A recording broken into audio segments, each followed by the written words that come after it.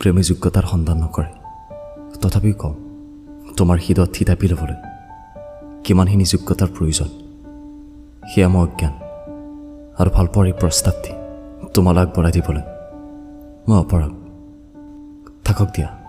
এনেকৈ কিছু সম্পৰ্ক এনেদৰে ভাল লাগে তুমি চাগে অনুভৱ নকৰা কৰিবানো কেনেকৈ এয়া যে মোৰ প্ৰথমবাৰৰ বাবে হোৱা একপক্ষীয় প্ৰেম সপোন সপোন হৈ থাকিল না তাই মোক বুজিলে না মোৰ মনটোক এনেকৈ আমাৰ ভালপোৱাৰ হঠাৎ শেষ হ'ল কিন্তু সঁচা কথা যে